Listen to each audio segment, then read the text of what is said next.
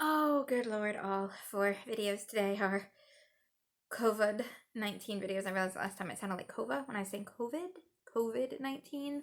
I talk really fast, so yeah, I'm gonna go ahead and correct that. It is COVID-19. If it sounds like COVA, it's just because I talk super freaking fast. Um, this is gonna be kind of like a daily updates video, what's going on, numbers.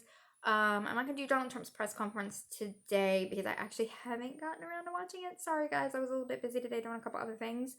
So I'll probably put today's and tomorrow's press conference information together with clips. But at the same time, I wanted to devote an entire video to this subject because this is alarming news and I'm seeing it all over the place. And to me, it's terrifyingly scary.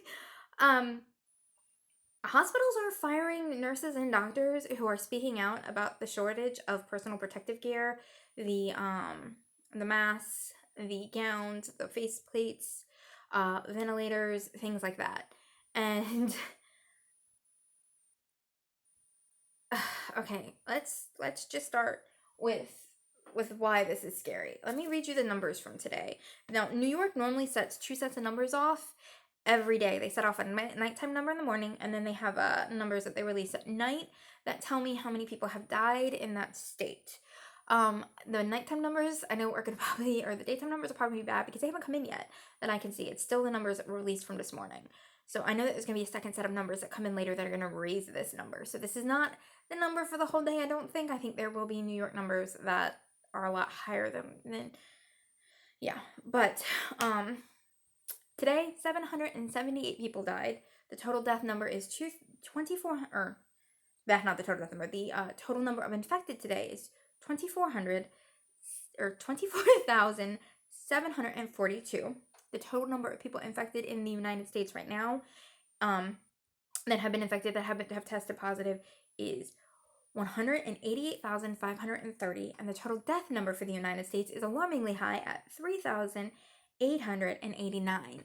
We were only at at the beginning of the month, only at a couple hundred deaths.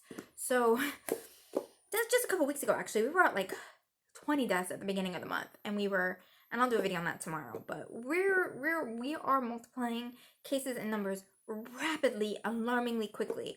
And as the hospitals get overwhelmed, we're not prepared, and nurses are terrified. Nurses and doctors are terrified because when they don't have the protective gear that they need, they risk getting sick. They risk bringing it home to their families. There are a lot of doctors and nurses who are dropping their kids off at their grandparents' house.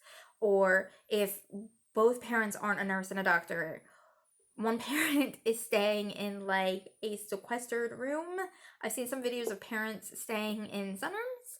I've seen them staying in guest house. I've seen them checking themselves into hotels to stay away from their family because they're absolutely terrified that without the protective gear that they need, they're going to bring this home to their families. They're going to get sick. There are medical professionals in New York that got sick and have died from COVID-19. And hospitals are now telling their employees that if you speak out against how badly the protective gear, how much you don't have it, how we're running short, how you're going to be out of it in a couple of days, how they're asking you to reuse masks, and when you run out of masks, to use bandanas, which are ineffective. It is completely ineffective to wear a bandana. That is just mind-bogglingly horrific to me. They have the absolute right to get on with this nation and plead for them to understand that they're putting their lives at risk for us to understand that we need to get on those making of those masks, getting tests, getting their personal protective gear, and ventilators. They need these things. These are not things that they're just hoarding or putting out the back door like the president wants to say. These are things where they went from using, okay, let me explain how this works, or how it was explained to me. When you go in for COVID-19 and you were diagnosed positive and you have to go on a ventilator, okay, you are put in a room, and you were put in an isolated room, if at all possible, if they still have them, an isolated ICU room, okay. The nurse will then gown up, glove up, put on her protective mask, put on her face shield. Now, how many nurses you have, how many doctors have to come in the room, they will do that every time they enter your room. The second they go to leave your room, they will then take all of that off. And then they will move on to the next room and they will do the exact same thing. So that's the standard procedure.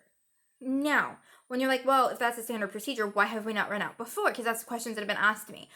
Let me put this as simply as possible. We've never seen this before. We've never had this many cases of an infectious disease where we've had to use this many. So yes, when some hospitals went from using like 3,000 masks to 30,000 masks, that's because the number of patients in the ICU unit have gone up. The number of just patients in general have gone up. So same thing where they have to completely glove up and glove down for patients that aren't on ventilators, that are just in the hospital. So there's more patients in the hospital. There's more times they have to strip this off by a crap ton. I've never seen in my life seen them have to do this as many times they have to do this in a day at a hospital. So they're not, and it drives me crazy when the president's like, oh, they're hoarding it or they're putting it out the back door. No, they're using it.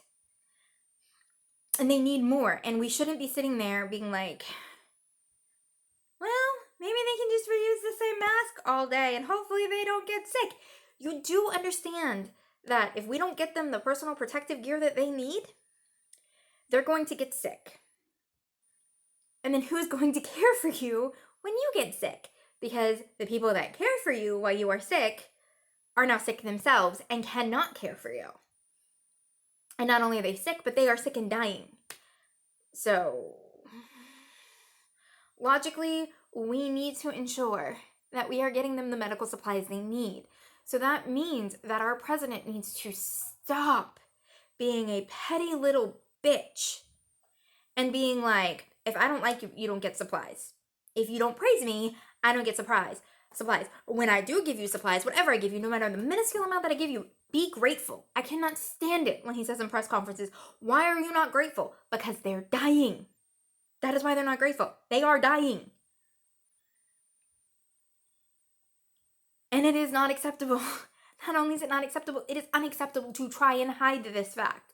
So, stand up for your medical workers, the people that are literally on the front lines of this, trying to protect you, going to work every single day to make sure that your family members don't get sick and die. Make sure that your family members are protected.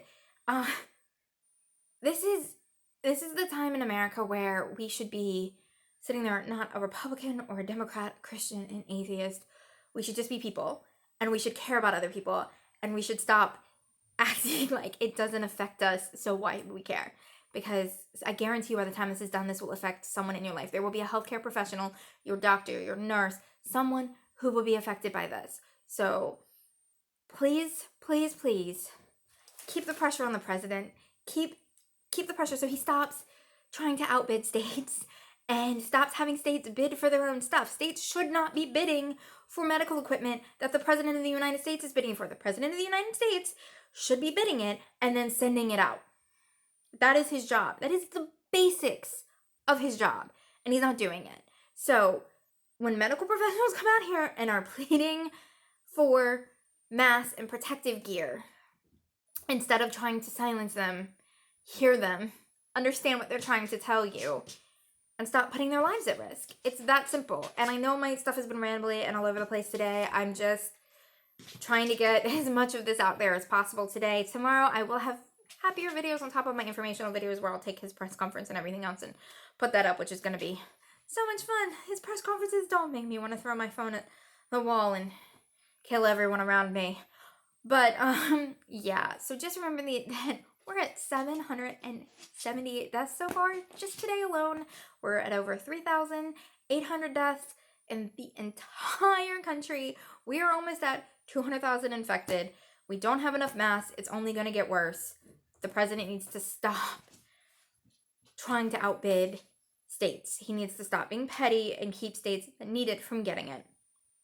We shouldn't have to praise the president of the United States to get medical supplies. This is only going to get worse. It's not going to get better for a while, guys. Please keep your health professionals in your thoughts. Please, please, please be considerate of them. And most importantly of all, stay at home and don't be a slap in the face to them when you're like, I don't need to stay at home. Stay at home. Take care of your family. Enjoy your family. And remember that tomorrow is not always guaranteed. This pandemic shows that. Alright guys, those are my videos for the day. I know they've all been COVID-19. I know they've all been depressing. It's a horrible note to come back on. But what can I say? These are very strange times we're living in, and it is what it is. All right, guys, I will see y'all later.